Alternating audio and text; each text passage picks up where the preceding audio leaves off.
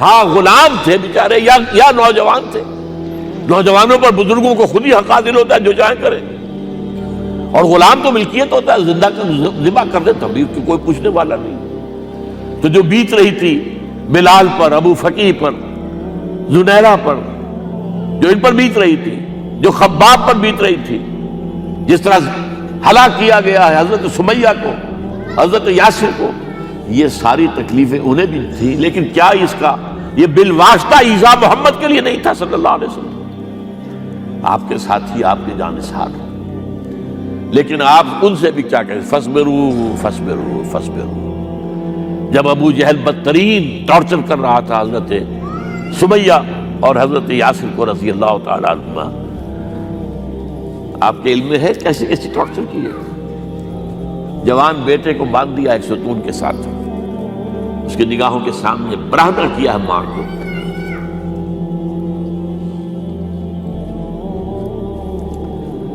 ہاتھ میں ایک مورتی ہے.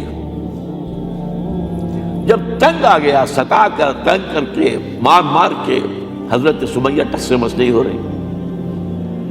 کہتا ہے تم ایک دفعہ کہہ دو سمیہ کہ ہاں اس مورتی میں بھی کچھ ہے، میں تمہیں چھوڑ دوں گا. انہوں نے تھوک دیا، برچھا مارا ہے شرمگاہ کے اندر.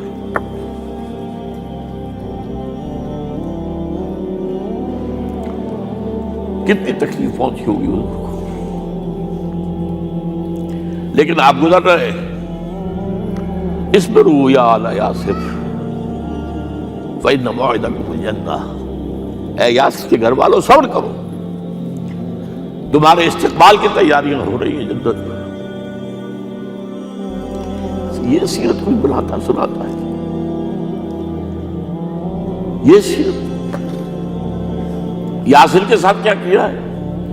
4 اونٹ نر سانڈ، اور ان کے ساتھ رسے باندھ کر ایک رسے سے ان کا ایک بازو باندھا، ایک سے دوسرا بازو، ایک سے ایک ٹانگ، دوسرے سے دوسری ٹانگ. انہیں دوڑایا ہے کہ پرکھتے ہو جیسے.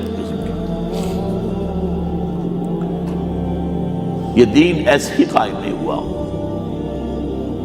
عدل و انصاف کا نظام ٹھنڈے ٹھنڈے قائم نہیں ہوتا، گھر میں آرام سے بیٹھے ہوئے قائم نہیں ہوتا. اور سنیے، 3 برس شیب بنی ہاشم کے تو قید ہے. 3 برس. اور یہاں کی قید پر قیاس نہ کریں. یہاں تو جیل میں کھانے کو ملتا ہے، راشن ملتا ہے، جیسا بھی ملتا تو ہے نا. اور لیڈروں کے لیے تو class A class B class ہے. اب تو ان کا تو لیڈر تو لوگ جب آتے ہیں جیل کاٹ کر معلوم ہوتا ہے کہ شاید کسی صحت افزا مقام سے تشریف لا رہے ہیں. وہاں کیا تھا؟ Total boycott. ایک گھاٹی، ادھر پہاڑ ادھر پہاڑ، دونوں طرف جو ہے پہرے. کوئی کھانے پینے کی چیز اندر نہیں جائے گی. اور پورا خاندان بنی ہاشم، وہ بھی کہ جو ایمان نہیں لائے، وہ قبائلی زندگی تھی نا. بنو ہاشم چونکہ حضور کو پشت پناہی چھوڑنے کو تیار نہیں ہوئے، ابو طالب نے آخری وقت تک بھی ساتھ نہیں چھوڑا. ہاں آخری وقت کے قریب ایک بات ہو گئی تھی. ایک مرتبہ تو ہوا کہ وفد آیا ہے قریش کا کہ اپنے بھتیجے کو روک لو، وہ ہمارے معبودوں کی توہین کرتا ہے. ابو طالب نے بلایا اور آپ سے کہا کہ یہ کچھ اپنے رویے کو بدلے. آپ نے فرمایا چچا جان، اب تو چاہیے میرے ایک ہاتھ پر سورج اور دوسرے پر چاند رکھ دے، میں اپنے اس مشن کو چھوڑ نہیں سکتا. یہ ہے استقامت. اور ابو طالب کے عین انتقال کے وقت جو معاملہ ہوا، جب وفد آیا ہے کہ ٹھیک ہے اب ہمارا جو ہے صبر کا پیمانہ لبریز ہو گیا ہے، اب ٹھیک ہے آ جاؤ میدان میں، تم بھی ساتھ چھوڑنے کو تیار نہیں ہو. ابو طالب نے بلایا اس کو، بھتیجے مجھ پر اتنا بوجھ نہ ڈالو جو میں برداشت نہ کر سکوں.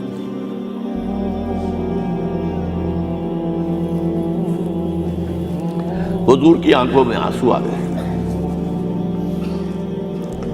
چچا جان اب تو یا یہ بات بری ہوگی یا میں اپنے آپ کو ختم کر دوں. اسی میں ختم ہو جائے.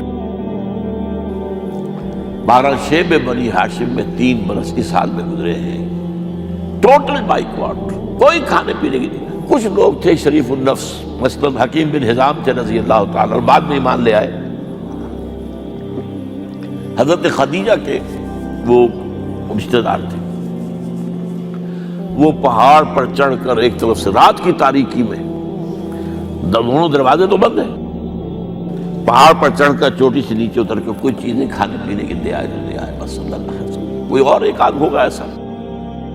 یہاں تک نوبت آئی ہے کہ بنی ہاشم کے یہ پھول جیسے بچے معصوم بھوک سے بلبلا رہے ہیں، اور اس کے سوا کچھ نہیں ہے کہ سوکھے چمڑے ابال کر اس کا پانی ان کے حلق میں ٹپکا دیا جائے۔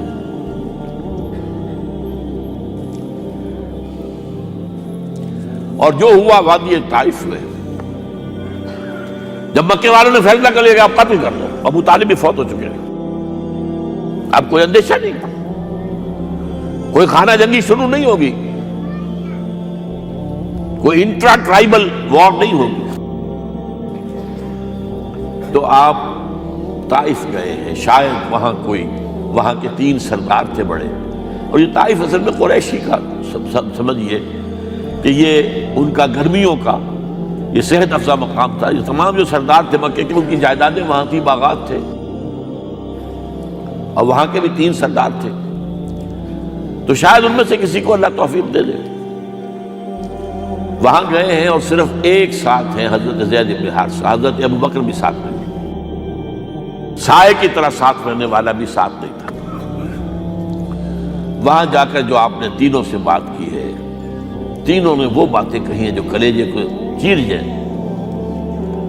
تمہارے سوا کوئی اللہ کو نہیں ملا تھا رسول بنانے، جاؤ چلے جاؤ۔ ایک کہتا ہے فوراً چلے جاؤ یہاں سے، اس لیے کہ ہو سکتا ہے کہ تم سچے ہو تو کہیں میں تمہاری توہین نہ کر دوں، اور یہ بھی ہو سکتا ہے تم جھوٹے ہو تو جھوٹے کو میں منہ نہیں لگانا چاہتا۔ 3 دن کی یہ سختی، اور اس میں کیا ہو رہا ہے، اسٹریٹ ارچنز جو کہلاتے ہیں ہمارے یہاں، جھوکرے گلیوں کے، انہیں اشارہ کر دیا ذرا ان کی خبر لو، اب وہ پتھراؤ کر رہے ہیں۔ جیسے ہمارے ہاں کوئی آ جاتا ہے، کوئی نیم پاگل یا کوئی اور کسی طرح کا مست قسم کا آدمی، اور اس کے اوپر چھوکرے چاروں طرف ہوں اور ستا رہے ہوں، یہ نقشہ تھا، اور طائف کی گلیاں تھیں، اور محبوب رب العالمین تھے۔ ادھر سے پتھر آ رہے ہیں تو زید بن حارثہ رکاوٹ بن گئے، لیکن پیچھے سے آ رہے ہیں، وہ کیسے روکیں گے؟ پیچھے جاتے ہیں تو ادھر سے آ رہے ہیں، جسم لہو لہان ہے، خون رس رس کر زخموں سے جوتیوں میں آ کے جم گیا ہے۔ پھر وہاں سے آپ نکل کر گئے ہیں، ایک باغ میں تھوڑی سی پناہ لی ہے تھوڑی دیر کے لیے، جوتے بڑی مشکل سے اترے ہیں، خون جمع ہوا، اور وہ جو پھر دعا نکلی ہے آپ کے، وہ کلیجے کو چیر جانے والی ہے۔ اللہم الیک اشکو ضعف قوتی وقلت حیلتی وحوانی علی الناس، اے اللہ تیری جناب میں فریاد لے کر آیا ہوں، اپنی قوت کی کمی کا، اپنے وسائل کی کمی کا، اور لوگوں میں جو رسوائی ہو رہی ہے، الی من تکلنی الی بعید یتجہمنی او الی عدو ملکت امری، مجھے کس کے حوالہ کر دیا ہے، مجھے دشمن کے حوالے کر دیا جو چاہے میرے ساتھ کر گزرے۔ فریاد ہے کہ نہیں؟ بڑی زوردار فریاد ہے، بڑی زوردار، لیکن پھر مقام عبدیت کا ظہور ہوتا ہے۔ ان لم یکن علی غضبک فلا ابالی، اے اللہ اگر تو ناراض نہیں ہے، مجھے اندیشہ یہ ہو گیا کہ کہیں تو ناراض تو نہیں ہو گیا ہے، کہیں تو نے میرا ساتھ تو نہیں چھوڑ دیا ہے، اگر تو ناراض نہیں تو مجھے کوئی پرواہ نہیں، جو ہو سو سر تسلیم خواہ میں جو مزاج یار میں آئے۔ واپس آئے ہیں تو مکے میں داخل نہیں ہو سکتے تھے، وہاں تو قتل کا فیصلہ ہو چکا، باہر ہی آپ نے ڈیرا لگایا، زید بن حارثہ کو بھیجا، فلاں شخص کے پاس جاؤ کہ تم اگر امان میں لے لو محمد کو تو محمد آ جائیں، میں تو میری یہ پوزیشن نہیں ہے، میں قریش کے مقابلے میں امان نہیں دے سکتا۔ دوسرے کے پاس بھیجا، اس نے بھی کوئی ایسے جواب دے دیا۔ تیسرے کے پاس جب گئے حضرت زید، مطعم بن عدی، اس نے کہا ٹھیک ہے، میں امان دیتا ہوں محمد کو، وہ آ جائے مکے میں۔ حضور سے آگے کہا، حضور نے فرمایا نہیں جا کر کہو، آ کر لے کر جا۔ کیوں؟ کیا پتا اچانک جو ہے میرے داخل ہوتے ہی کوئی مجھ پر حملہ کرے، قتل کر دے۔ وہ تو یہ کہہ سکے کہ ہمیں کیا پتا تھا کہ مطعم نے جو ہے امان دی ہے، I never knew it۔ اب یہ قبیلے کے اندر یہ ہوتا تھا کہ ایک نے امان دے دی، سب کی طرف سے امان۔ لہذا حضور نے فرمایا آ کر لے کر جاؤ۔ وہ اپنے 6 بیٹوں کو ہتھیار سجا کر لے کر آیا ہے اور پھر لے کر گیا حضور کو، کہتا ہوا گزر رہا ہے راستے میں، لوگوں سن لو محمد میری امان میں ہے صلی اللہ علیہ وسلم۔ اس لیے آپ کو مکے کے اندر پھر 2-2.5 سال مزید رہنے کا موقع ملا ہے، اور اتنا بڑا احسان آپ نے مانا پھر مطعم بن عدی کا کہ غزوہ بدر میں جب 70 اسیر تھے قریش کے حضور کے پاس، تو آپ نے فرمایا تھا کہ اگر آج مطعم زندہ ہوتا اور وہ سفارش کرتا تو میں ان سب کو چھوڑ دیتا بغیر کسی فدیے کے۔ بہرحال یہ چند باتیں میں نے آپ کو بتائی ہے، باقی تو یہ کہ غار ثور ہے کیسی کیسی، اور پھر غزوہ بدر سے پہلے کی رات ہے، اور وہ آپ کا زندگی کا طویل ترین سجدہ ہے اس میں، جہاں تک یہ الفاظ بھی آپ نے کہہ دیا اللہ اگر کل یہ جو 313 یہاں جمع ہیں اگر یہ ختم ہو گئے تو پھر قیامت تک تیرا نام لینے والا کوئی نہیں ہوگا، میں آخری رسول اور میری یہ 15 برس کی کمائی ہے۔ اس وقت کہا حضرت ابوبکر نے، وہ پیردار کی حیثیت سے کھڑے تھے کہ حسبک حسبک حضور بس کیجئے بس کیجئے۔ بہرحال بدر ہے، احد ہے، زخمی ہوئے ہیں، دندان مبارک شہید ہوئے ہیں، خون اتنا بہا ہے کہ بے ہوش ہو گئے ہیں، اور خبر اڑ گئی ہے کہ آپ شہید ہو گئے۔ یہ سب کچھ، اور سب سے بڑھ کر حمزہ کی لاش سامنے آئی۔ کیسی لاش؟ ناک کٹی ہوئی ہے، کان کٹے ہوئے ہیں، پیٹ چاک کر کے کلیجہ چبایا ہوا ہے۔ کس طرح برداشت کیا ہوگا آپ نے؟ اپنے اوپر طاری کر کے دیکھیں، یہ حمزہ کون ہے؟ چچا ہے، دودھ شریک بھائی ہے، خالہ داد بھائی ہے، ساتھ کا کھیلا ہوا ہمجولی ہے، اور اس کی لاش ہے۔ جو قلب اطہر پر بیت رہی تھی وہ مدینے میں آ کر ایک بڑا ماحول بدلا ہوا تھا، تب وہ بات سامنے آ گئی۔ جب آپ مدینے واپس تشریف لائے ہیں تو ظاہر بات ہے کہ زیادہ انصار کے لوگ تھے جو شہید ہوئے تھے۔ بدر میں مہاجرین تو میرے خیال 1/4 تھے نمبر کے اندر، 3/4 تو انصاری تھے۔ اسی طریقے سے احد کے اندر معاملہ، تو مختلف گھروں سے عورتوں کے بین کرنے کی آوازیں آ رہی تھی، اس لیے کہ اس وقت تک بین کرنا حرام نہیں قرار دیا گیا تھا، ممنوع نہیں تھا۔ آوازیں سن کر حضور کی زبان مبارک سے نکل گیا اما حمزہ تو فلا بواکی لہو، ہائے حمزہ کے لیے تو کوئی رونے والی بھی نہیں ہے۔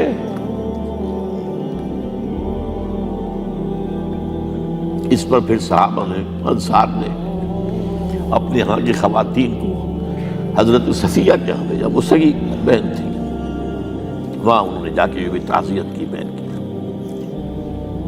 غزوہ احزاب کا آپ نے سن لیا، اسوہ رسول پر نہ معلوم کیا کیا باتیں چیز لوگوں میں مشہور ہو گئی ہیں۔ اسوہ کا لفظ آیا کہاں ہے قرآن میں؟ سورہ احزاب میں۔ وہ اسوہ کیا تھا؟ جب خندق کھودنے کا فیصلہ ہوا ہے تو خندق کھود رہی ہے، حضور بھی لگے ہوئے ہیں، بھاری بھاری پتھر اٹھا کر کندھے پر لا کر باہر پھینک رہے ہیں، پتھریلی زمین تھی، ایک پتھر کسی سے ٹوٹا نہیں تھا، تو حضور نے جو ہے 3 دفعہ جو اس کے اوپر ضرب لگائی تب ٹوٹا ہے۔ لیکن یہ کہ کئی دن کے فاقے ہو چکے تھے، کھانے کو کچھ نہیں، پورا محاصرہ تھا، 12,000 کا لشکر گھیرے ہوئے، یہاں تک کہ آپ کو معلوم ہے کہ گھروں کے اندر بیت الخلا تو نہیں ہوتے، باہر جاتے تھے قضاء، اس کا کوئی امکان نہیں۔ شدید ترین آزمائش جو ہوئی ہے اس کا نتیجہ ایک طرف یہ نکلا کہ منافقین کا نفاق ان کی زبانوں پر آ گیا۔ قرآن مجید میں ہے یہ، انہی آیات میں ما وعدنا اللہ ورسولہ الا غرورا، ہمیں تو اللہ اور اس کے رسول نے دھوکہ دے کے مروا دیا۔ ہم سے کہا تھا کہ قیصر و کسریٰ کے خزانے تمہارے قدموں میں آئیں گے، اور حال یہ ہے کہ اب رفع حاجت کے لیے باہر نہیں جا سکتے، کھانے کو کچھ نہیں۔ اس وقت کچھ صحابہ آئے ہیں حضور صلی اللہ علیہ وسلم سے، دیکھیے فاقے سے کمر دوہری ہوئی جا رہی ہے، ہم نے اپنے پیٹوں پر پتھر باندھے ہوئے، چادروں کے ساتھ پتھروں کسا ہوا تاکہ کمر سیدھی رہے۔ حضور نے اپنا کرتا مبارک اٹھا کر دکھایا، 2 پتھر بنے۔ یہ ہے اسوہ، یہ ہے آپ کی سنت، آپ کا اسوہ حسنہ۔ لیکن اس اسوہ حسنہ سے فائدہ کون اٹھا سکتا ہے؟ لقد کان لکم فی رسول اللہ اسوۃ حسنۃ لمن کان یرجو اللہ والیوم الآخر وذکر اللہ کثیرا۔ اسوہ تو اپنی جگہ ہے، قرآن میں ہدایت سب کے لیے، ھدی للناس، لیکن فائدہ اٹھائیں گے صرف متقین، ھدی للمتقین ہے سب کے لیے، اسوہ سب کے لیے ہے، لیکن استفادہ وہی کر سکے گا جو 3 شرطیں پوری کرے: اللہ اور یوم آخر پر ایمان، اور اللہ کا ذکر کثرت کے ساتھ۔ بہرحال یہ میں نے آپ کے سامنے اس حوالے سے رکھا ہے، یہ اسوہ جو ہے حضور کا، یہ ہم پر اتمام حجت ہے۔ دیکھیے نوٹ کیجئے، پوری نوع انسانی پر اتمام حجت، اسلام کا نظام عدل اجتماعی جو قائم کر کے دکھا دیا، حجت قائم۔ اسے انگریزی میں کہتے ہیں اٹس ڈویبل، کیا جا سکتا ہے، یہ کام ہو سکتا ہے، اس لیے کہ زمین پر قدم بقدم چل کر یہ انقلاب آیا، محنت سے آیا، مشقت سے آیا، ایثار سے آیا، قربانیوں سے آیا، تکلیفیں جھیل کر آیا، صبر و مصابرت سے آیا، استقامت و مقاومت سے آیا۔ یہاں پر معجزوں کی کار فرمائی نہ ہونے کے برابر ہے۔ یہاں دھوپ سے بچانے کے لیے کوئی اللہ نے صاحبان نہیں دیا، صلی اللہ علیہ الغمام، اور بھوک سے بچانے کے لیے من و سلوہ نازل نہیں ہوئے۔ غزوہ تبوک میں ایسا بھی ہوا ہے کہ 3 مجاہدین کا 24 گھنٹے کا راشن ایک کھجور، ایک نے منہ میں رکھی، کچھ چوس لی، کچھ گلوکوز چلا گیا اس میں سے، دوسرے کو دے دی، اس نے چوس لی، پھر تیسرے کو دے دی۔ من و سلوہ نازل نہیں ہوئے۔ محنت، مشقت، ایثار، قربانی، صبر، مصابرت، استقامت، مقاومت، یہ ہے اسوہ رسول۔